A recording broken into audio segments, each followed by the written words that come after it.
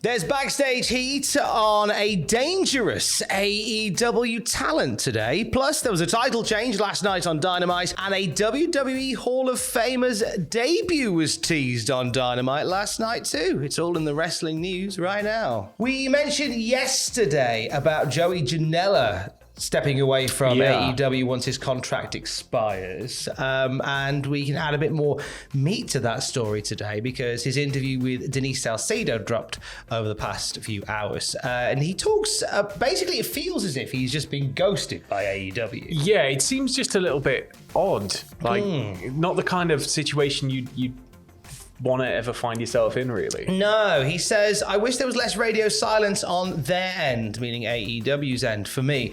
I consider Tony Khan a friend. I hung out with Tony a lot in the beginning days of AEW, and I just wish they would talk to me. But I appreciate the experience I had.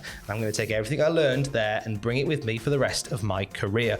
He does say that possibly one of the incidents that led to this parting of the ways was involving Eddie Kingston. He says, I think they had plans for me, but unfortunately, I think a lot of it, the absence and the radio silence, has to do with the situation where I worked with Eddie Kingston in Charlotte, and I super kicked him in the face a little bit too hard, came in a little bit too hot, and I broke his orbital bone. A lot of guys, maybe some older heads, believed I was some kind of dangerous professional wrestler. I've had times where I've injured people, of course, everyone has. But once you get that reputation, it's hard to break that. I've had a string of bad luck throughout my AEW career, and that may have been the straw that broke the camel's back. But I don't know because they don't communicate with me. Yeah, it just seems odd that the company would kind of stop contacting you in that way, like keeping you in the loop in that regard. And he's right about, there's a couple of tags in wrestling that do stick, and it tends to be injury prone and dangerous, like in the ring. So I can kind of see where he's coming from with that, but it just feels different to anything we've heard in terms of interactions with AEW management before, right? It does. But it suggests there was obviously, but then we say it was different, and you say it was different, and rightly so. But then in this interview, Joey Janela says basically what's happening with him is also what happened with Marco Stunt. Okay. He was part of Jurassic Express, and he was just sort of quietly, he went off to go and do some stuff for The Voice in America, I believe. And he just seems to have distanced himself altogether. And he says, Joey Janela says, when it comes to Marco Stunt, AEW just stopped talking to him. He then mentions Christopher Daniels in this interview, and this is quite an interesting quote. Yeah. He says, I know Christopher Daniels would love nothing more than to tell me I am no longer with the company. Well, you continue to say, but it is what it is. I'm not sad. I'm not mad. I'm not mad at anyone. I had a wonderful experience. But yeah, it's... I mean, we don't really know anything. It's just a case of this is the situation as it is, and I'm sure more will come out eventually about it. But it's just odd. It's just very odd. A very odd one. So we'll keep an eye on that one. But the full interview now available with Denise Salcedo, and it's a very interesting one. Like as you say, we mentioned this yesterday, so we won't labour on it again. But the whole thing of there is this sort of selection of wrestlers on the periphery of AEW that I feel like are going to just get lost in the shuffle as they've been bringing in more talent. It's, AEW is a growing company, and I think that, a lot of the issues that we've seen WWE face over the years in terms of a growing roster size and only X amount of TV time, but you'd see that in any company that has X amount of talent and only X amount of time. So I think that it's, maybe you could chalk it down to teething problems still with the company in terms of that respect, but at the same time, it's just kind of how wrestling is going to be if you have a company that big and only X amount of time. Absolutely. But we'll keep an eye on that one. Last night on Dynamite was a big night for Thunder Rosa, finally becoming the AEW Women's Champion, beating Britt Baker in a banger of a steel cage match in the main event. I was very critical of them not giving the belt to Thunder Rosa at the pay-per-view. And I said this on Cultaholic Live. I thought that was your chance to do it, and you didn't. And I know that wrestling has kind of burned me on the phrase "trust the process." Don't say "trust the process" again, Tom, because when you say that, people down in the comments just go, blah, blah, trust the process. But this time, the process was worth trusting because we got ourselves a decent steel cage match and an even bigger night for Thunder Rosa. Yeah. I think if she hadn't won, there would have been ructions. But I'm sure. glad that she did. Really good match. Go out your way to see it. Congratulations to Thunder Rosa. One of the very early guests on Desert Island Graps when she was NWA Women's Champion. And you know what? When you speak to somebody, you go, "Yeah, the world's your oyster." Yeah, world's your oyster. She was great. So big love to Thunder Rosa. Last night we had a tag team renamed on Dynamite. Chris Jericho in the Jericho Appreciation Society team meeting. He said that Jeff Parker and Matt Lee from 2.0 will from here on be known as Daddy Magic, Mike Menard, and Cool Hand Angelo Parker. Yeah, I'm all for that. 2.0 sucks compared to those names. It does. It was, to quote Jericho, bad names from bad creative.